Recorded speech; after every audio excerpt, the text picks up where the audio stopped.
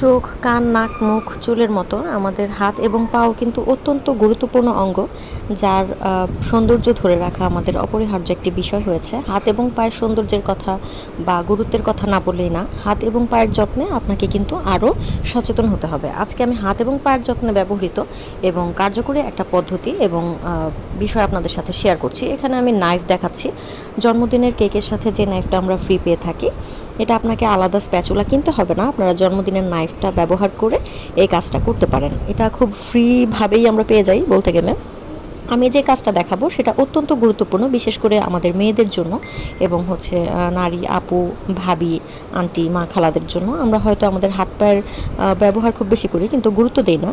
তো আমাদের সচেতনতা দরকার। এখানে আমি সুতা দেখাচ্ছি, এটাও আমাদের কাজে লাগবে। যে কাজটা আমরা করব সেই কাজটা করতে আমাদের লাগবে এই পেপারটা, যেটাকে আমরা ওয়াক্স পেপার বলে থাকি। হ্যাঁ, ওয়াক্স পেপার বলার সাথে সাথেই নিশ্চয়ই আপনারা বুঝে ফেলেছেন আজকে আমি কি দেখাচ্ছি। এখানে আপনারা 150 টাকার বিনিময়ে এই ওয়াক্স পেপারের বান্ডেলটা পেয়ে যাবেন। সেই সাথে ঘরে থাকা যে কোনো ধরনের ট্যালকম পাউডার আপনারা ইউজ করতে পারেন। আমার ঘরে পন্ডস ছিল, আমি পন্ডসটাই দেখিয়েছি। যদিও কোনো ব্র্যান্ড প্রমোশনের টাকা আমি ওদের ব্র্যান্ড থেকে বা কোম্পানি থেকে নিচ্ছি না। এনিওয়ে, এটা হচ্ছে ওয়াক্স জেল। ওয়াক্স সাধারণত 2 ধরনের হয়, একটা হচ্ছে কোল্ড ওয়াক্স আর একটা হচ্ছে হট ওয়াক্স।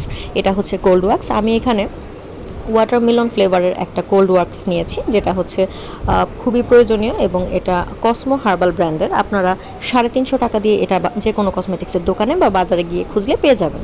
এই 5টা জিনিসের মাধ্যমে আমরা আমাদের হাত এবং পায়ের সৌন্দর্য বৃদ্ধি করতে পারি ঘরে বসে, কোনো ধরনের পার্লার ট্রিটমেন্ট ছাড়াই আমরা নিজেরাই করতে পারি, যদি একটু সচেতনভাবে এবং সঠিকভাবে আমরা পদ্ধতি প্রয়োগ করে থাকি। তো যাই হোক, আমি আপনাদেরকে শেখাবো কীভাবে আপনারা ওয়াক্স করবেন। প্রথমে আপনারা সাবান দিয়ে ভালো করে হাত অথবা পা যে জায়গাতে ওয়াক্স করতে চান সেই জায়গাটা ধুয়ে মুছে নেবেন।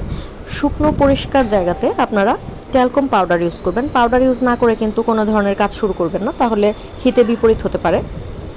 ঠিকমতো না করলে অনেক সময় রক্ত বের হয় বা হচ্ছে ছিলে যায়। তো আমরা হচ্ছে প্রথমে সাবান দিয়ে ধুয়ে হাত এবং পা বা যেই জায়গাতে ওয়াক্স করব, নর্মালি পিঠে, বুকে, হাতে, পায়ে, বগলে সহ বিভিন্ন জায়গায় ওয়াক্স করা হয়। অনাকাঙ্ক্ষিত বা অবাঞ্ছিত লোম সেমি পার্মানেন্টলি আমরা যদি দূর করতে চাই তাহলে কিন্তু আমরা ওয়াক্সটা করি। 28 থেকে 30 দিন পর পর আমরা ওয়াক্স করতে পারি। হাত এবং পায়ের ক্ষেত্রে বেশি ব্যবহৃত হয় বলে আমি বারবার এটাই বলছি এবং পায়ে করে দেখাচ্ছি। এখানে আমি পাউডার ব্যবহার করার পর সেই পাউডার মিশ্রিত অংশেই ওয়াক্স জেল লাগিয়ে নিচ্ছি। আমি যে নাইফটা দেখেছি, আপনারা যদি এই নাইফটা না থাকে হাতের কাছে তাহলে কিন্তু স্টিলের চামচ ব্যবহার করতে পারেন। সেক্ষেত্রে অবশ্যই সাবধানতা অবলম্বন করবেন এবং উপর থেকে নিচের দিকে টান দেবেন। আপনার অবাঞ্ছিত লোম যেদিকে নুয়ে পড়েছে সেদিক দিয়ে আপনারা হচ্ছে জেলটা টান দিবেন, অর্থাৎ উল্টা দিকে টানবেন না। তারপর ওয়াক্স পেপারটা লাগিয়ে এভাবে ভালো করে মিক্সড করে হ্যাঁচকা টান দিবেন উপর দিকে, অর্থাৎ লোম যেদিকে আছে তার অপোজিট সাইডে অর্থাৎ উল্টা দিকে হ্যাঁচকা টান দিবেন। এভাবে কিন্তু আপনারা আপনাদের কাঙ্ক্ষিত অংশের অবাঞ্ছিত লোমগুলো দূর করতে পারেন। আপনাদের বোঝার সুবিধার্থে আমি ওয়াক্স পেপারটা দেখিয়ে দিয়েছি এখানে কতটুকু লোম একবারে অপসারিত হচ্ছে। তো ওয়াক্সিংটা খুব ইম্পর্ট্যান্ট একটা বিষয়। তবে হ্যাঁ, কোনো সেন্সিটিভ জায়গায় আপনারা এই পদ্ধতি অ্যাপ্লাই করবেন না। সেক্ষেত্রে চামড়া নরম থাকলে কিন্তু হিতে বিপরীত হতে পারে। হাতে, পায়ে, পিঠে, বুকে, গালে এবং হচ্ছে আপনারা আইব্রোর অবাঞ্ছিত অংশে এটা ব্যবহার করতে পারেন। অন্য কোনো অংশে আমি ব্যবহারের পরামর্শ দেব না। তো এইভাবে আমি খুব দ্রুত আমার পায়ের ওয়াক্সটা করে নিয়েছি। আপনারা যারা হাত এবং পায়ের সৌন্দর্যের ব্যাপারে সচেতন তারা কিন্তু বিভিন্ন ধরনের লোশন, ক্রিম বা হচ্ছে ময়েশ্চারাইজার ব্যবহারের আগে মাসে একবার এই ওয়াক্সটা করে নেবেন। এতে করে আপনার হাত এবং পায়ের সৌন্দর্য তো বৃদ্ধি পাবেই,